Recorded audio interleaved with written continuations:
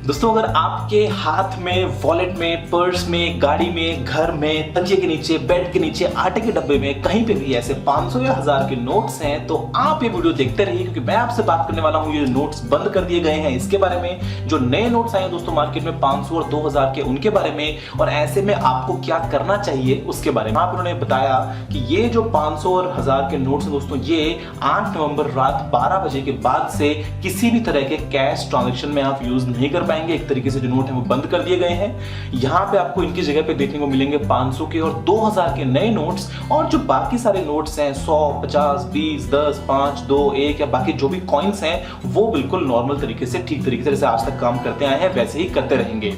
दोस्तों ये एक बहुत ही बोल्ड स्टेप है। अगर मैं आपसे बात करता हूं ब्लैक मनी के अगेंस्ट किसी भी तरह की फाइट को लेके, या फिर अगर मैं आपसे बात करता हूं नकली नोटों के अगेंस्ट किसी भी तरह के एक्शन को लेके, तो यहाँ पे दोस्तों एक बहुत ही बोल्ड मूव है, बहुत ही बड़ा मूव है, और मुझे पूरा भरोसा है कि इससे हमारे देश को काफी फायदा होगा। अब ऐसे में हो सकता है कि आपके पास में घर में ऐसे कुछ नोट्स हो, आपके वॉलेट में मेरी तरह कुछ ऐसे पैसे पड़े हों, तो आप अब उनका क्या कर सकते हैं। तो देखिए दोस्तों यहाँ पे जो बात है वो ये है कि कल 9 नवंबर को सभी बैंक्स बंद रहेंगे, जो एटीएम्स हैं वो भी काम नहीं करेंगे।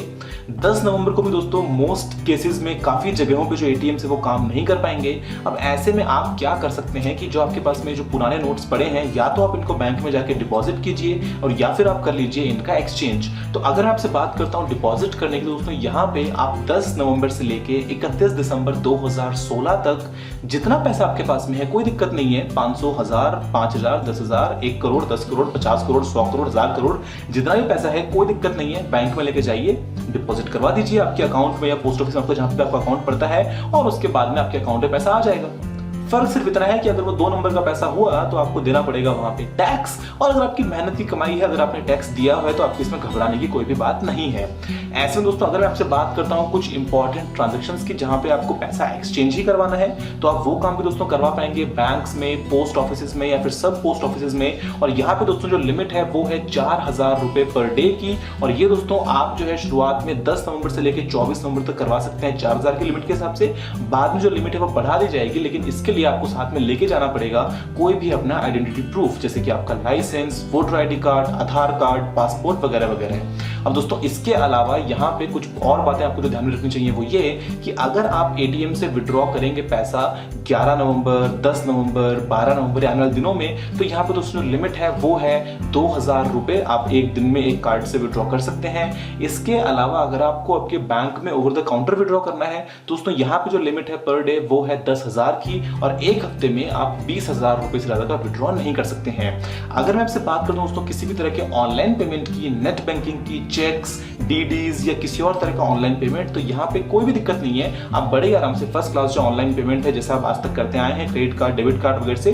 वो आप कर सकते हैं। उसमें कोई भी किसी भी तरह की रोक नहीं लगाई गई है। अब दोस्तों यहाँ पे एक सीन ये भी है कि क्योंकि कल बैंक्स बंद हैं, क्योंकि परसों आपको एटीएम्स बंद मिल रहे हैं, कल एटीएम्स बंद मिल रहे हैं, तो ऐसे में in case of any emergency या फिर ऐसी कंडीशन जहां पे आपको पैसे यूज करने ही पड़े, तो उस केस में दोस्तों आप ये जो आपके एग्जिस्टिंग 500 या 1000 के नोट्स हैं, इनको आप petrol pumps, hospitals, railway tickets, बस टिकट काउंटर्स, फ्लाइट टिकट्स वगैरह में, या फिर इवन मिल्क बूथ्स वगैरह में बड़े आराम से काम में ले सकते हैं। किसी भी तरह की आपको कोई भी दिक्कत यहाँ पे नहीं आएगी। अब दोस्तों ये जो स्टेप है ये बहुत ही बड़ा स्टेप है। एक तरीके से ब्लैक मनी तो आप मान लीजिए कि बस सब कंट्रोल में हो गया। हालांकि कंप्लीट मेजर नहीं है, आपको इसके अलावा भी बहुत सारी बातों का ध्यान रखना पड़ेगा, लेकिन मोटे मोटे तौर से दोस्तों ऐसे में जो पैसा है वो या तो रद्दी बन जाएगा,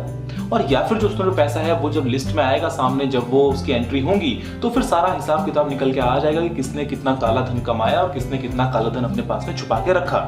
ऐसे में दोस्तों यहाँ पे एक प्रोविजन ये भी है कि अगर आप 31 दिसंबर 2016 तक किसी कारण से जो पैसा है वो अपना एक्सचेंज नहीं करवा पाते हैं, डिपॉजिट नहीं करवा पाते हैं, तो आप दोस्तों बाद में मार्च तक ये काम कर पाएंगे। लेकिन उसके लिए आपको जाना पड़ेगा रिजर्व